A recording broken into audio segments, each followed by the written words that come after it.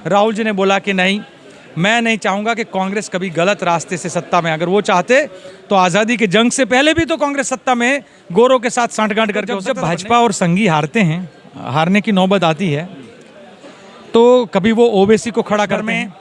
लोकतंत्र को बाजार बनाकर दो गुजराती व्यापारी बैठे हुए हैं, जो आप जानते हो, दो खरीदते हैं और दो बेचते हैं। एक समागम हुआ जिसमें तमाम कार्यकर्ताओं को बुलाया गया। पश्चिम उत्तर प्रदेश के तमाम जिलों के कार्यकर्ता यहां पर जुटे और खुद राष्ट्रीय अध्यक्ष लालजी देसाई ने संबोधित किया, लोगों में ऊर्जा भरने की कोशिश की और 2024 के चुनाव को लेकर तैयारी में जुट जाने की कोशिश की।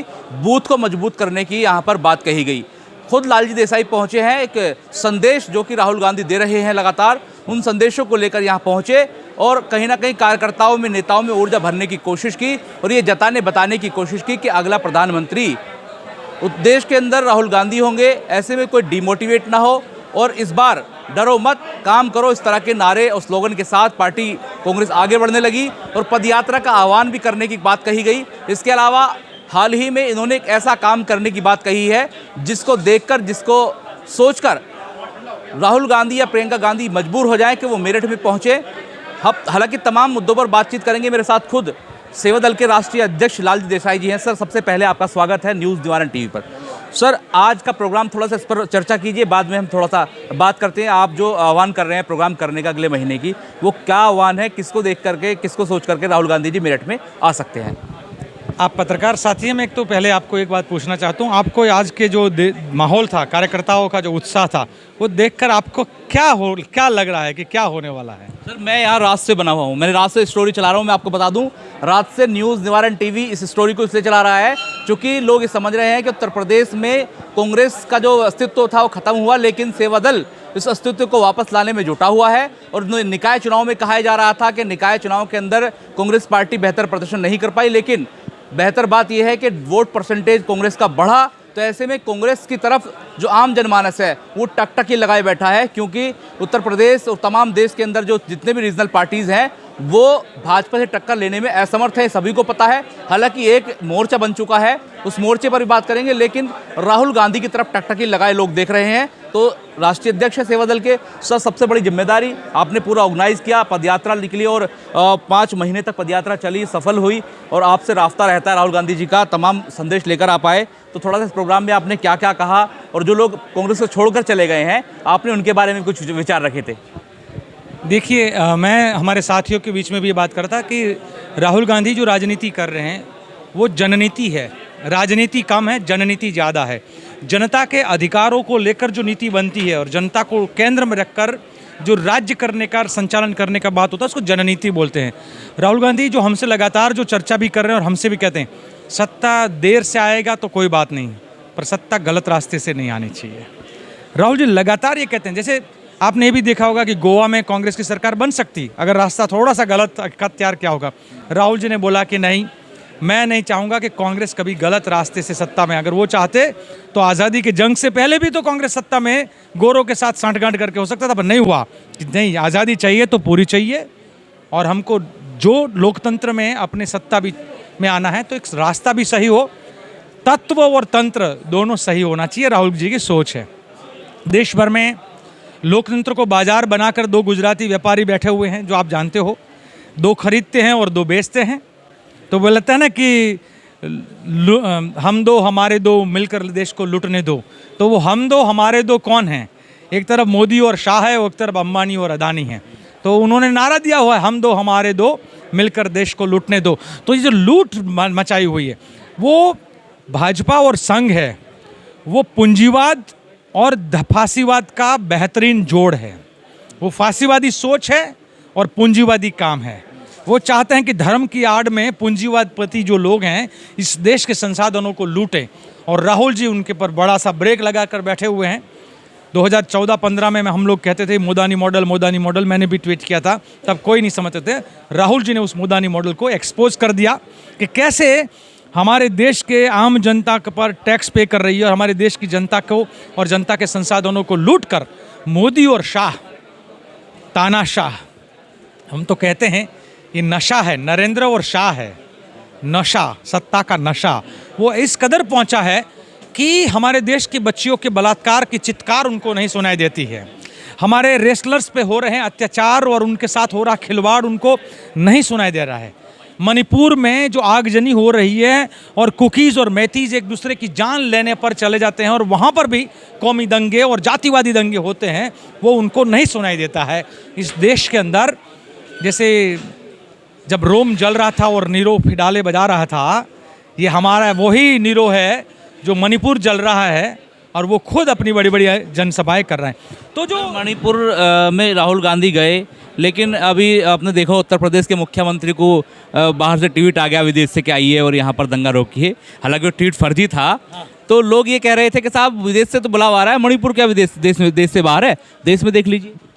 तो ये जो बात है ना कि आप दंगा भड़काने वाले दंगे रोकने जाएंगे तो नहीं हो पाएगा। देश में दंगे करवाने का काम संघी मानसिकता वाली भाजपा और भाजपा के साथी संगठन कर रहे हैं। अब वो दंगे रुकवाने वाले भी वही बनेंगे और दंगे करवाने वाले भी वही नहीं। तो हम तो कहते हैं कि वो दंगों के दंगाई है, हम तो शांति के सिपाही हैं। तो राहुल गांधी शांति का संदेश लेकर गए थे। वो नफरत फैलाते हैं, नफरत का मॉल, राहुल जी ने कहा ना कि नफरत के बाजार में मोहब्बत की दुकान खोल रहा हूँ। और देखिए देश और दुनिया में हर जगह पे राहुल जी एक ही बात करते हैं।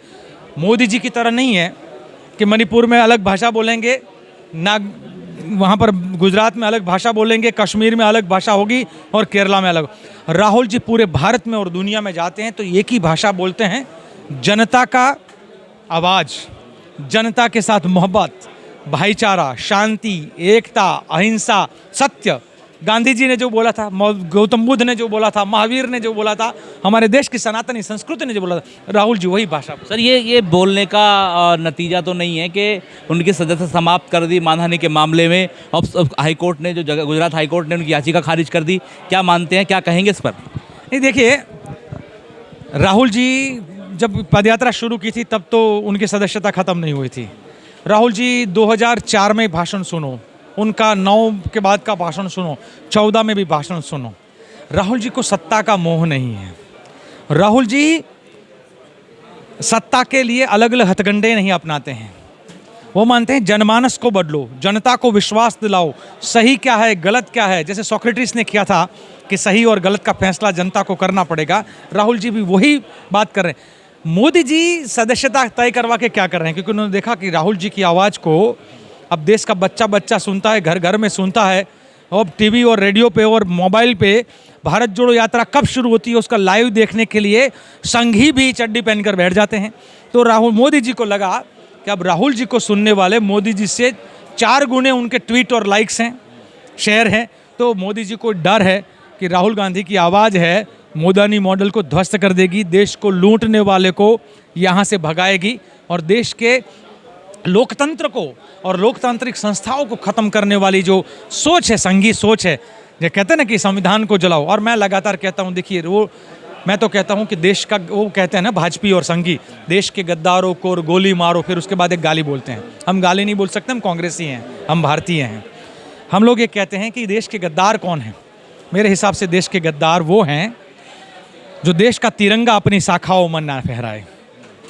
देश के गद्दार वो हैं कि राष्ट्रगान की जगह पे वो सदा वत्सल्य गाने का शुरू कर दे। देश के गद्दार तो वो हैं जो तिरंगे को ना माने, राष्ट्रगान को ना माने और देश के संविधान को ना माने। देश के गद्दार तो वो हैं इन तीनों को ना माने और इस भारत माता की संतान, हिंदू, मुस्लिम, सिख, ईसाई, बौद्ध, जैन, पारसी भाई, इस भारत माता की संतानों के बीच में आपस में बैर डाले, आपस में फूट डाले, नफरत का माहौल खड़ा करे और संतानों को एक दूसरे का, भारत माता के संतानों को एक दूसरे का बैरी बनाए, वो इस देश के गद्दार है, उसको पहचानना होगा। सर अब मेरा सवाल सेवा दल को लेकर के है और थोड़ा चुनाव की बात कर लेते हैं। सेवा दल के 100 साल की वर्षगांठ की बात मैं सुन रहा था। आप पश्चिम उत्तर प्रदेश के मेरठ से, जो कि क्रांति धरा है, यहाँ से बुगुल फूंक रहे हैं और कोई अगले महीने को प्रोग्राम करने की आपने बात कही है। तो पश्चिम उत्तर प्रदेश को आपने चुना है, ये क्या वजह मान रहे हैं? और दूसरा, चुनाव लोकसभा का सर पर है, तो क्या मान रहे हैं 80 सीटों में आप क्या कर सकते हैं? क्योंकि भाजपा का कहना सीधा सीधा ये है कि 80 की 80 भाजपा के खाते में जाने वाले। अब वो भाजपा क्या कहता है उस पर नहीं जाएंगे, वो तो हर जगह पे बोलते भी हैं। कर्नाटक में भी वो 2/3 की सरकार बना रहे थे और वहाँ पर कर्नाटक में उनका बुरा हाल जो हो गया है। और अभी राजस्थान, मध्य प्रदेश, छत्तीसगढ़, तेलंगाना और मिजोरम पांचों राज्यों में जो भाजपा का खस्ता हाल है, और इसीलिए भाजपा डरी हुई है, और इसीलिए कभी शिवसेना को तोड़ती है तो कभी वहाँ पर एनसीपी को तोड़ती है और कभी जेडीयू को तोड़ने की बात करती है। आपको तो मौका मिल रहा है ना, एनसीपी में पहुंच गए हैं, तुरंत राहुल गांधी मिलने वहाँ पर। नहीं, देखिए, भाजपा का काम तोड़ना है और हमारा काम जोड़ना है। हम जोड़ते रहते हैं, वो तोड़ते रहते हैं, तो वो तो होता रहेगा। वो चाहे कश्मीर का मसला हो, चाहे कर्नाटक की बात हो, चाहे पार्टियों की बात हो, वो रहेगा। पर सेवा दल है वो अपने 100वें साल में इस धरा को इसलिए चुना है, पश्चिम यूपी को। देखिए, ये बहादुरों की, मैं पूरा भारत देश में हर जगह पे बहादुरी है, पर बहादुरी का ब्यूगल 1857 में सबसे पहले अगर कहीं से फूंका गया था तो ये मेरठ की धरती से फूंका गया था। भारत में जब किसान को बर्बाद करने वाला नरेंद्र मोदी का सरकार ने तीनों कानून काले आए थे, तो यही पश्चिम यूपी की धरती ने और पंजाब के लोगों ने और हरियाणा के जो दिल्ली के चारों ओर जो है, उस किसानों ने वो आंदोलन को ऐसा बल दिया कि मोदी को वो काले कानून जो है वो वापस खींचने पड़े हैं। इस धरती में ये दम है। जब 9 अगस्त की जब आप बात करते हैं, तब भी कोई झंडा फहराने वाले लोग जहाँ से निकले थे तो वो भी मेरठ में निकले थे। तो इस धरती की वो खूबसूरती भी है। यहाँ के लोग भारत माता को जैसे पूरे सब भारतीय प्यार करते हैं, पर निकलते पहले यहाँ से हैं। तो जहाँ से पहले निकलने वाले हो वहाँ पर पहले पहुँचना चाहिए। दिल्ली, सब लोगों को दिल्ली बहुत दूर है, यहाँ से दिल्ली बहुत दूर नहीं है, और जब दिल्ली दूर नहीं है उसका संदेश बहुत दूर दूर तक जाता है। तो मुझे लगता है कि और दूसरा, यहाँ पर मेरा सेवा दल का जो संगठन है वो जिलों में पिछले 3 साल के अंदर जो प्रक्रिया चल रही है, तो हम लोग तो क्या कहते हैं, हम उस खेत में बोते हैं जाके जहाँ पे लगता है कि फसल अच्छी मिलने वाली है, और मुझे लगता है कि सेवा दल पश्चिम यूपी में जो बोया है उसकी फसल बहुत अच्छी हो रही है, इसीलिए मैं शुरुआत यहाँ से कर रहा हूँ। ये तो रही सर, ये पीडीए पर मैं सवाल पूछना चाहूँगा। पीडीए जो गठबंधन हो रहा है, बिहार में भी लोग जुटे, उत्तर प्रदेश के लोग थे, बिहार के थे, बंगाल से लोग पहुँचे, नेता पहुँचे। पीडीए पिछड़ा, दलित और अल्पसंख्यक करके बना है पीडीए, और भाजपा को हराने की बात करें तो इस पर क्या आप राय रखते हैं सर? मुझे नहीं मालूम है कि अभी उसमें, जैसे वहाँ पर महाराष्ट्र में भी बना था, तो जब भाजपा और संघी हारते हैं, हारने की नौबत आती है, तो कभी वो ओबीसी को खड़ा करते हैं, और कभी इसमें कौन कौन, मतलब कोई संगठन पार्टी जुड़ा हुआ है क्या? इसमें पार्टी तो नहीं है, लेकिन जो बड़े नेता हैं, हाँ, नाम बताइए। अब्दुल कलाम हैं, हाँ, और जो आपके नेताजी हैं, और इसके अलावा अम्बेडकर साहब हैं। हाँ, विचारधारा के लोग, इसमें फोटो लगाया गया है, हाँ, पीडीए का नाम दिया गया है, पिछड़ा, दलित, अल्पसंख्यक। तो इस पर मैं ऐसे कई नामों के संगठन बनते रहते हैं। इनका ये मकसद होता है, जैसे संघ जो है और भाजपा है वो फाइनेंस करता है आम आदमी पार्टी को जब ज़रूरत पड़े, तो गुजरात में जाके कांग्रेस को हराने के लिए। सर, बड़ा आरोप है आपका। बोलता हूँ और साफ बोलता हूँ, चाहे उसका जो भी, वो शायद हमारे वो 23 पार्टियों में वो भी मिले थे, पर मैं बड़ा बोलता हूँ, साफ बोलता हूँ और सीधा वार करता हूँ, मैं छुप के नहीं बोलता हूँ। ओबीसी की पार्टी को कौन उनका कैंडिडेट होगा सीमांचल में और कौन यूपी में कैंडिडेट होगा, वो अमित शाह के दफ्तर में तय होता है। गुजरात में ऐसा क्या है कि ओबीसी तभी आते हैं जब चुनाव होता है, और वहाँ पे जहाँ जहाँ माइनॉरिटी है वहाँ पे अपने कैंडिडेट खड़ा करता है। आप महाराष्ट्र में जाके भी देख लीजिएगा, भाजपा को मालूम है कि पिछड़ा, दलित, अल्पसंख्यक जो है वो, और आदिवासी और महिलाएं आज कांग्रेस की ओर नज़र रखकर बैठे हुए, बोले इसको अगर नहीं रोका जाएगा तो भाजपा हारेगा। और मैं लगातार ये पूछता हूँ साथियों, मैं मीडिया के माध्यम से कहना चाहता हूँ, भाजपा में ऐसा क्या है, जैसे मैं सेवा दल का अध्यक्ष हूँ, तो सेवा दल के राष्ट्रीय अध्यक्ष दलित भी बना है, ब्राह्मण भी बना है, बनिया भी बना है, मेरे जैसा एक गडरिया भी बना है, वहाँ पे महिला भी बनी है, वहाँ पूरा का पूरा, और मुसलमान भी बना है, वहाँ पे सिख भी बना है। आरएसएस में क्या है भाई, भारत में 140 करोड़ की जनता में सिर्फ चित्तपावन ब्राह्मण के अलावा कोई उनका अध्यक्ष नहीं बनना है। एक अपवाद को छोड़कर 7 में से 6 चित्तपावन क्यों बनते हैं? उतना ही नहीं, उनकी 49 की बॉडी में से 49 के 49 अपने आप को सवर्ण कहने वाले हैं, वही क्यों बनते हैं?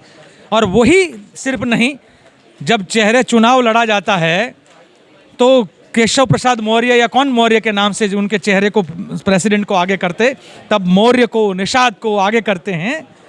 और कभी पिछड़ों को आगे करते हैं, कभी कभी वो गोपीनाथ को महाराष्ट्र में आगे करते हैं, पर जब सीएम बनना होता है तो फडणवीस बन जाता है। यहाँ पर वो अपना योगी तो नाम के ही हैं, पर योग से कोई मतलब नहीं है, वो वीडियो देखा होगा आपने, तो योगी बन जाते हैं और वहाँ पे रमन सिंह बन जाते हैं। और कभी कोई आदिवासी नहीं बनेगा, पिछड़ा नहीं बनेगा, दलित नहीं बनेगा, माइनॉरिटी नहीं बनेगा।